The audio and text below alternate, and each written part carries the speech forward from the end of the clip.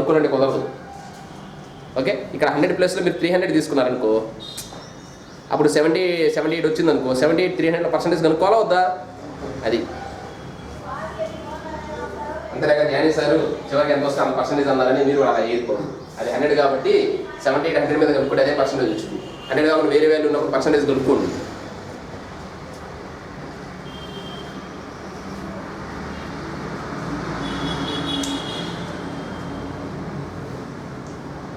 వాడు ఏమి ఇచ్చాడు, మనం ఏం కనుక్కోవాలి, సింపుల్ స్టెప్స్లో చేయాలండి. ఫస్ట్ ప్రాబ్లం అర్థం చేసుకోవాలి.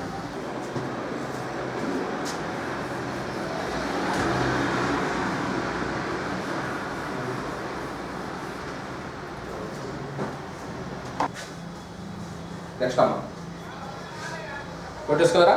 నోటేసుకోండి.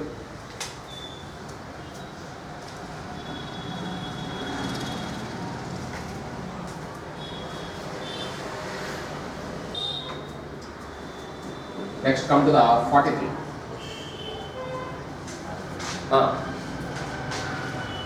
The income of a broker remains unchanged though the rate of a commission is increased from 4% to 5%. అంటే అంతకుముందు కమిషన్ 4% వచ్చేదంట, ఇప్పుడు 5% వస్తుందంట. మరి ఎక్కువ వస్తున్నట్టు తక్కువ వస్తున్నట్ట కమిషన్? అప్పుడు 100కి 4 రూపాయలు వస్తే ఇప్పుడు 100కి ఎంత? 5 రూపాయలు వస్తుంది. మరి ఆటోమేటిక్ కమిషన్ ఎక్కువ వచ్చినప్పుడు ఇన్కమ్ పెరగాలి కదా, కానీ వాడి ఇన్కమ్లో ఎటువంటి మార్పు లేదంట. అంతకుముందు 4% వచ్చేటప్పుడు ఎంత ఇన్కమ్ అయితే వచ్చింది కమిషను, 5% కూడా అంతే వస్తుందంట. అంటే ఎక్కడో చోట లాస్ అవుతున్నాడు, అంతే కదా. The income of broker remains unchange though the rate of a commission is increase from 4% to 5%. The percentage of slump in the business. Slump అంటే ఏంది? డిక్రీజ్ అయ్యగా. అంటే బిజినెస్లో ఎక్కడ లాస్ అవుతున్నాడు, డిక్రీజ్ అవుతున్నాడు, ఆ లాస్ పర్సంటేజ్ కనుక్కో. లాస్ అన్నా, డిక్రీజ్ అన్నా, స్లంప్ అన్నా, డిప్రిషియేట్ అన్నా, రిడక్షన్ అన్నా, ఓకే, డిమినిష్డ్ అన్నా, ఎన్ని డిక్రీజ్ పర్సంటేజ్. ఓకే, మరి అంతకుముందు 100కి 4 రూపాయలు వచ్చేది, అంతేగా. ఇప్పుడు 100కి ఎంత వస్తుంది? 5 రూపాయలు వస్తుంది. కానీ ఇన్కమ్లో ఏమైనా మార్పు ఉందా? ఏ మార్పు లేదు. అంటే ఎంత లాస్ అవుతున్నాడు? ఎంత లాస్ అవుతున్నాడు? 1 రూపీ లాస్ అవుతున్నాడా లేదా? 1 రూపీ లాస్ అవుతున్నాడా లేదా? అంటే మనం లాస్ అవుతున్నాడు ఏం కనుక్కోవాలి? డిక్రీజ్ పర్సంటేజ్ కనుక్కోవాలి. ఎంత డిక్రీజు? 1 రూపీ. దీని మీద 4 మీద కనుక్కోవాలా, 5 మీద కనుక్కోవాలా? Decrease percentage is always calculate on largest value. ఎప్పుడైనా డిక్రీజ్ అయితే పెద్ద వాల్యూ మీదే కదా, దాని మీద కనుక్కోవాలి. అంటే 1 ఈజ్ వాట్ పర్సెంట్ ఆఫ్ 20%. అంటే ఎంత లాస్ అవుతున్నాడు బిజినెస్లో? 20% లాస్ అవుతుంది. డిక్రీజ్ పర్సెంట్ ఎలా కనుక్కుంటామంటే difference of the two values by larger into 100. మొద్దు గుర్తు. అది ఎంత పర్సెంట్ లాస్ అవుతుంది బిజినెస్లో? 20% లాస్ అవుతుంది.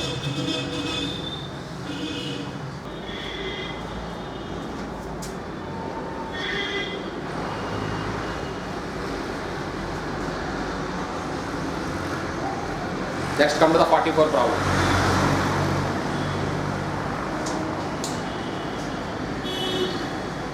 A man basic pay for 40 hours a week is 20 rupees. చూడండి, 40 hours కి ఎంత పే చేస్తారంట? 20 rupees basic pay. Okay, 40 hours work చేస్తే 20 rupees వచ్చిందంట అబ్బాయి. Over time is paid for 25% above the basic rate. అదే వర్క్ ఓవర్ టైం ఓటీ పని చేశాడనుకో, basic rate మీద ఎంత పర్సెంటేజ్ ఎక్కువ ఇస్తారంట? 25% ఎక్కువ ఇస్తారంట. ఓకే, అంతే. Okay, in a certain week he work the overtime and its total wage was 25 rupees. ఒక వీక్లో ఓవర్ టైం పనిచేశాడు, మామూలు నార్మల్ టైంతో పాటు ఓవర్ టైం కూడా పనిచేశాడు. అతను వచ్చిన ఇన్కమ్ ఎంత అంట? 25 rupees వచ్చిందంట. How many hours he work total? అంటే మొత్తం అతను ఎన్ని అవర్స్ వర్క్ చేసి ఉంటాడో కనుక్కోవాలి. మామూలుగా అసలు ఆ వీక్లో రెగ్యులర్ టైం ఎంత? 40 hours. 40 hours ఎంత వచ్చింది? 20 rupees వస్తుంది. కానీ వాడికి ఎంత వచ్చినాయి? 25 rupees వచ్చినాయి. మరి 25 rupees వచ్చినాయి అంటే ఆ 5 rupees ఎక్స్ట్రా ఓటీ పని చేస్తేనేగా. అయితే ఎన్ని అవర్స్ వర్క్ చేశాడో కనుక్కోవాలి. ఇప్పుడు మామూలుగా 40 hours నార్మల్ టైంకి ఎంత వచ్చిందని? 20 rupees. అదే 2 hours ఎంత వచ్చింది? 1 rupee. ఇది నార్మల్ టైం. మామూలుగా 1 hour 0.5 అంటే కష్టం కదా, ఇందుకు ఫ్రాక్షన్స్ డెసిమల్. అందుకే 2 hours ఎంత? 1 rupee. నార్మల్ టైం ఎంత? 1 rupee. అదే 2 hours ఓవర్ టైం పని చేస్తే,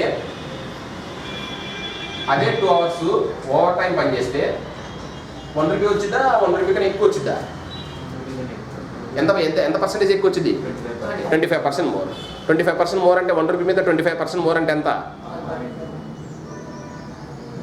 రూపాయి పావలా, లేదా 125% ఆఫ్ 1 రూపీ, అంతేగా 1.25గా రూపాయి పావలా ఎక్కువ వచ్చింది, అంతే కదా. రూపాయలు 25% ఎంత పావలాగా, రూపాయి ప్లస్ పావలా ఎంత రూపాయి పావలా వచ్చింది. ఇది ఓవర్ టైం పని చేస్తే అదే 2 అవర్స్కి.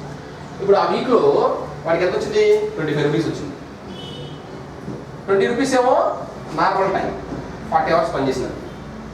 మరి మిగతా 5 రూపీస్ ఏమో ఎలా వచ్చింది, ఓవర్ టైం. ఓవర్ టైము 2 అవర్స్కి ఎంత వచ్చింది, రూపాయి పావలా.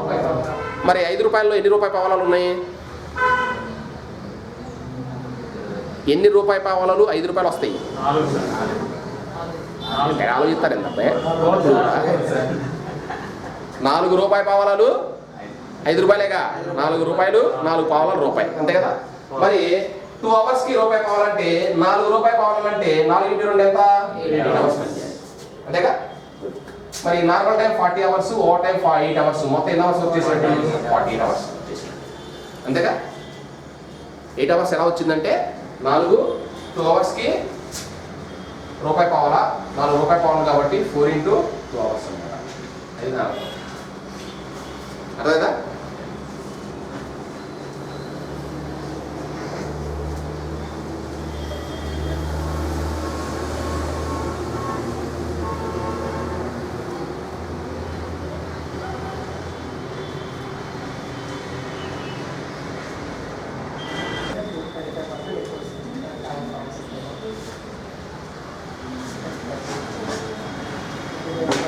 అయ్యిందా బాయ్, క్లియరా. నెక్స్ట్ 45 రండి. 45, 46, 47 ఒక model.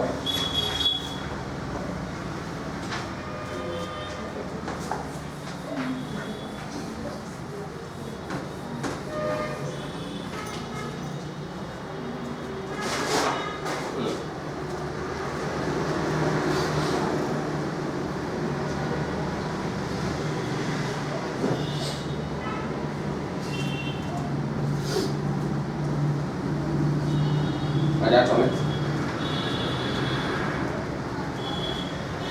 3 liters of water is added to 50 liters of mixture. Mixture అంటే ఏంటండి, it is a combination of 2 ingredients, 2 కలిసి ఉందని మిక్చర్ అంట. ఓకే, ఇప్పుడు ఆ మిక్చర్ సొల్యూషన్ క్వాంటిటీ ఎంత, 15 లీటర్స్. దానికి ఏం చేశారు, 3 liters ఆఫ్ వాటర్ యాడ్ చేశారు. 3 liters of water is added to 15 liters of mixture. ఆ మిక్చర్ ఏంటి, దానిలో ఆ 20% solution of alcohol in water అనమాట. అంటే mixture of A 20% solution of alcohol. అంటే ఇది ఈ మిక్చర్ ఏ కాంబినేషన్ అండి, ఆల్కహాల్ అండ్ వాటర్ కాంబినేషన్. దానిలో ఆల్కహాల్ పర్సెంటేజ్ ఎంత, 20%, మిగతా వాటర్ పర్సెంటేజ్ ఎంత, 80%. అంటే 3 liters of water is added to 15 liters of A mixture of A 20% solution of alcohol in water. The strength of the alcohol. అంటే ఆ 15 liters సొల్యూషన్లో alcohol percentage ఏమో 20%, water ఏమో 80%. దానికి ఏం చేశారు, వాటర్ 3 liters యాడ్ చేశారు. మరి వాటర్ యాడ్ చేసినప్పుడు వాటర్ క్వాంటిటీ పెరిగింది కదా, వాటర్ పర్సెంటేజ్ పెరిగింది. ఆల్కహాల్ పర్సెంటేజ్ తగ్గిద్దా పెరిగిద్దా, తగ్గాలి, ఎందుకంటే 100% పెరగకూడదుగా. గుడ్. మరి వాటర్ క్వాంటిటీ పెరిగినప్పుడు వాటర్ పర్సెంటేజ్ పెరిగింది, ఆల్కహాల్ పర్సెంటేజ్ తగ్గింది. ఆల్కహాల్ క్వాంటిటీ ఏమైనా మారిద్దా, వాటర్ కలపక ముందు ఆల్కహాల్ 2 లీటర్లు ఉంటే కలిపిన తర్వాత కూడా అంతే ఉంటుందా, మారిద్దా, ఏం మారదుగా. కానీ ఆల్కహాల్ పర్సెంటేజ్ మారింది. అందుకే వాడు ఏమడుగుతున్నాడు, the percentage change in alcohol. ఈ టైప్ ఆఫ్ ప్రాబ్లమ్స్ అన్ని ఎలా చేయొచ్చంటే, ఇక్కడ 2 ఉన్నాయి, ఆల్కహాల్, వాటర్. దేని క్వాంటిటీ మారదు, ఏది స్థిరంగా ఉంటుంది, ఆల్కహాల్. దాని గురించి మాట్లాడుతున్నాం. మారేదాన్ని మనకు అవసరం, మారంది ఉంటారు చూసారా, దాని పట్టింది. ఎవరైతే మారరో దాని గురించి మాట్లాడుతున్నాం. ఫస్ట్ ఆల్కహాల్ పర్సెంటేజ్ ఎంత, 20%.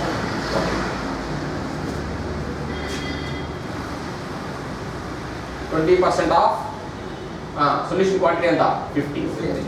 ఇక్కడ ఎన్ని లీటర్లు అయితే వస్తుందో, ఓకే. మరి దీనికి 15కి ఎంత యాడ్ చేశారు, 3 liters యాడ్ చేశారు. మరి 3 liters వాటర్ యాడ్ చేసిన తర్వాత ఫైనల్ సొల్యూషన్ క్వాంటిటీ ఎంత, 80. మరి ఆల్కహాల్ పర్సెంటేజ్ కనుక్కోమని కూడా ఎక్స్ అనుకుంటున్నాను. ఇది యాడ్ చేసిన తర్వాత X% ఆఫ్ 80. ఇక్కడ ఆల్కహాల్ క్వాంటిటీ ముందు కేసులో ఎన్ని లీటర్ అయితే వస్తుందో తర్వాత కూడా అన్ని లీటర్లు ఉంటుందా, మారిద్దా, అన్ని లీటర్లు ఉంటుంది కదా, అందుకే 2 ఈక్వల్ చేశారు. ఇప్పుడు ఎక్స్ కనుక్కోండి. అలాగే 3 5s and 3 6s and 2 3s and 2 10s. And X equal అంటే 50/3 అంటే ఎంత పర్సెంటేజ్, 16/2/3. ఫ్రాక్షన్లో న్యూమరేటర్స్ గ్రేటర్ దాన్ డినామినేటర్ అయితే మళ్ళీ మిక్స్డ్ ఫ్రాక్షన్ మార్చుతాం కదా. 3/16 48 2/3%. అంటే ఇప్పుడు ఆల్కహాల్ పర్సెంటేజ్ ఎంతండి? 16 2/3%. ఎవరైతే చేంజ్ అవ్వరో దాన్ని ఈక్వల్ చేయాలి. నోట్ చేసుకోండి.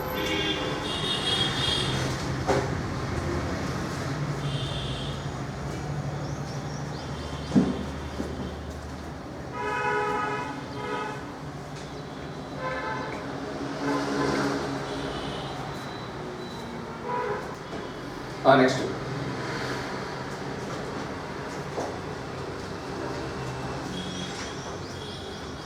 1 liter of water is evaporated from 6 liters of a solution containing 5% salt. ఇప్పుడు ఈ సొల్యూషన్ ఏంటండి? Salt and water. ఓకే, అంటే ఆ సొల్యూషన్ క్వాంటిటీ ఎంత ఇచ్చాడు? 6 liters. అంటే దాన్ని బయట ఉంచాడు ఎండలో ఉంచినప్పుడు ఏంది? వాటర్ 1 liter వాటర్ ఎవాపరేట్ అయిపోయింది, ఆవిరి అయిపోయింది. వాటర్ ఎవాపరేట్ అయ్యింది, సాల్ట్ ఎవాపరేట్ అయ్యింది, అవ్వదు. Okay, good. మరి ద పర్సంటేజ్ ఆఫ్ సాల్ట్, మరి ఎప్పుడల్లా 1 liter వాటర్ ఎవాపరేట్ అయిందంటే ఈ 6% సొల్యూషన్ అలా ఏమైంది? 6 liter సొల్యూషన్ అలా 5 liters అయిద్దా లేదా? ఎవాపరేట్ అయింది ఏంటి? వాటర్ తగ్గింది కాబట్టి వాటర్ పర్సంటేజ్ తగ్గిద్దా లేదా? ఓకే, వాటర్ క్వాంటిటీ తగ్గింది కాబట్టి వాటర్ పర్సంటేజ్ తగ్గింది కదా. మరి సాల్ట్ పర్సంటేజ్ పెరిగిదా తగ్గిద్దా? పెరిగిద్ది, అవునా? సాల్ట్ పర్సంటేజ్ పెరిగింది, కానీ సాల్ట్ క్వాంటిటీ ఏమైనా మార్పు ఉంటుందా? ఆ వాటర్ ఎవాపరేట్ అవ్వ ముందు సాల్ట్ క్వాంటిటీ ఎన్ని లీటర్స్ అయితే ఉందో ఇప్పుడు కూడా అన్ని లీటర్స్ ఉంటుంది, అంతే కదా. ఇప్పుడు ఎవరు చేంజ్ అవ్వరు యూనిట్లో? సాల్ట్. దాన్ని ఈక్వల్ చేద్దాం.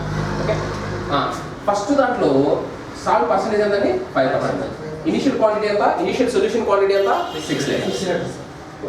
మరి ఫైనల్ ఏమైంది? 6 అలా 1 liter పోయింది కదా, 5 అయింది. దీనిలో ఎంత పర్సంటేజ్ కనుక్కుందాం. ఇక్కడ సాల్ట్ ఎన్ని లీటర్స్ అయితే వస్తుంది? ఇక్కడ అంతే వచ్చిద్దా లేదా? అందుకే ఈక్వల్ చేశాను. 100 క్యాన్సిల్, 5 క్యాన్సిల్. ఆ ఎక్స్ ఈక్వల్ ఎంత? ఫైనల్ దానిలో సాల్ట్ పర్సంటేజ్ ఎంత? 6%. అడిగే విధానం డిఫరెంట్ అయినా చేసే విధానం అదే. ఓకే, అదే.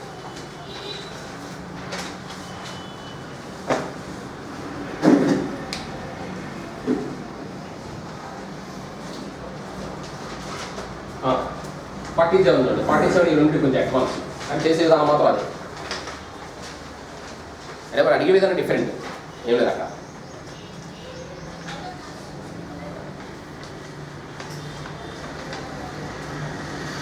ఏ మిక్చర్ ఆఫ్ అయిపోయింది. నోట్ చేసుకోవాలి. ఇది ప్రాబ్లం జాగ్రత్త చూడండి చెప్పేటప్పుడు. ఏమంటే చెప్పేటప్పుడు జాగ్రత్తగా వినండి, ఏ డౌట్స్ ఉండవు. ఇదేంటంటే డౌట్స్ ఎందుకు ఉంటాయంటే మీరు వినకే. ఓకే, అవి విని జాగ్రత్తగా ఈరోజు చెప్పిన ఆ రోజు మనం క్లాస్లో ఎన్ని చదువుతాం? ఒక గంటన్నర క్లాస్ చెప్పుకుంటే ఒక 15-16 ప్రాబ్లమ్స్ అని ఎక్కువ. ఓకే, అది జాగ్రత్త ఆ రోజు ప్రాక్టీస్ చేస్తే డౌట్స్ ఉండవు. A mixture of 40 liters of milk and water contain 10% water. ఆ milk and water solution quantity ఎంత? 40 liters. క్వాంటిటీ ఎంత ఉంది? 40 liters. దానిలో వాటర్ పర్సంటేజ్ ఎంతంట? 10%. మరి ఆ 40 liters మిల్క్ అండ్ వాటర్లో వాటర్ పర్సంటేజ్ 10 అయితే మిల్క్ పర్సంటేజ్ ఎంత? మిల్క్ పర్సంటేజ్ ఎంత ఉండాలి? 90% ఉండాలి, అంతే కదా.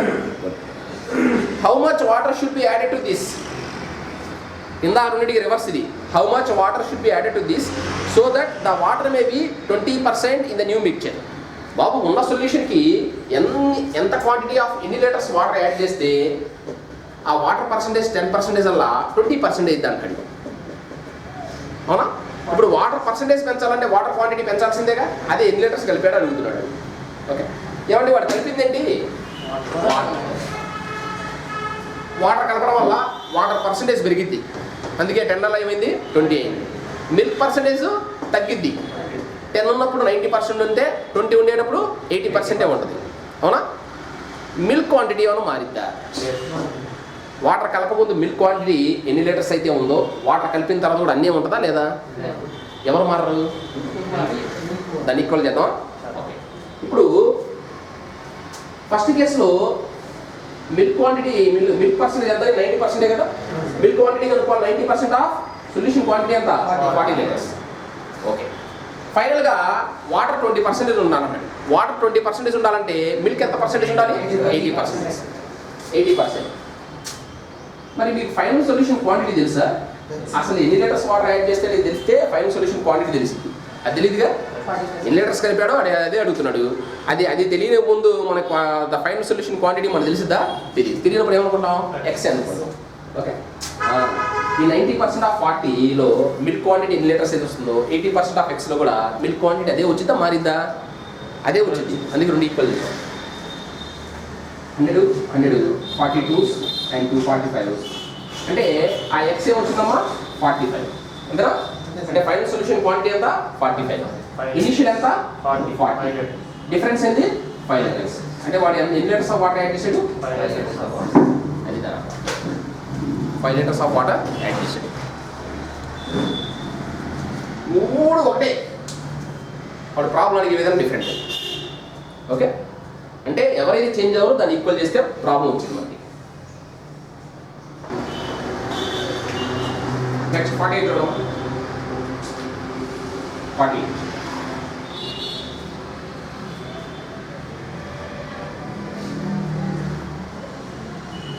if the numerator of a fraction is increased by 20% and denominator is diminished by 10%. ఒక ఫ్రాక్షన్ అంటే న్యూమరేటర్ డినామినేటర్ రెండు ఉంటాయి కదా. ఓకే, న్యూమరేటర్ ఎంత పర్సెంట్ ఇంక్రీజ్ చేశారంట 20%, డినామినేటర్ ఎంత డిక్రీజ్ చేశారంట 10%. Then the value of the fraction ఎంత అండి 16/20. అయితే ద ఒరిజినల్ ఫ్రాక్షన్తో కనుక్కోవాలి. అమ్మా ఇప్పుడు ఆ ఫ్రాక్షన్ మనం ఏమనుకున్నాం p/q అనుకున్నాం. న్యూమరేటర్ ఎంత పర్సెంట్ ఇంక్రీజ్ అయిందండి 20% ఇంక్రీజ్ అయింది. 20% ఇంక్రీజ్ అంటే ఆ పర్సెంటేజ్ ఏమైంది 120% కదా. అంటే 120% ఆఫ్ p.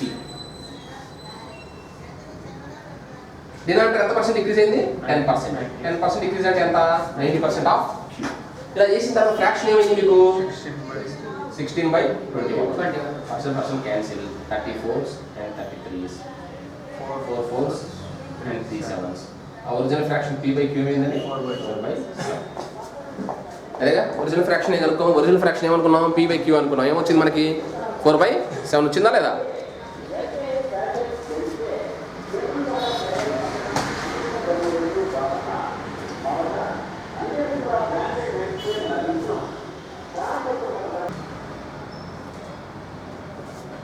The length అయిపోయింది. The length and breadth of a square is increased by 30% 20% respectively. The area of the rectangle so formed exceeds the area of the square. ఇది చేసాము లేదా? లెంత్ ఎంత పర్సెంట్ ఇంక్రీజ్ అయిందంట 30% increase. 30% increase అంటే resultant percentage ఎంత 130%. Breadth ఎంత percent increase అయిందంట 20%. 20% increase అంటే రిజల్టెంట్ పర్సెంటేజ్ ఎంత 120 గా 120. అలా పర్సెంటేజ్లో మార్చాలి కాబట్టి ఏంది ఇంటూ 100.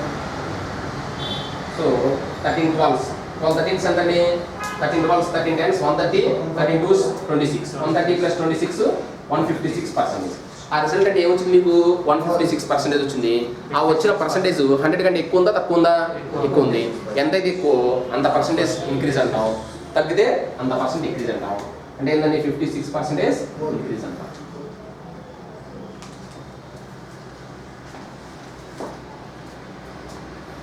పాపులేషన్ మీద లాస్ట్ మోడల్ ఉంది, అది రేపు క్లాస్ డిస్కస్ చేసి అయిపోయిందంటే సింపుల్ ఇంట్రెస్ట్ స్టార్ట్ చేద్దాం. సింపుల్ ఇంట్రెస్ట్ తర్వాత కాంపౌండ్ ఇంట్రెస్ట్, తర్వాత డేటా ఇంటిగ్రేషన్కి మూవ్. సో ఏ రోజు చెప్పినా ఆ రోజు చేయండి.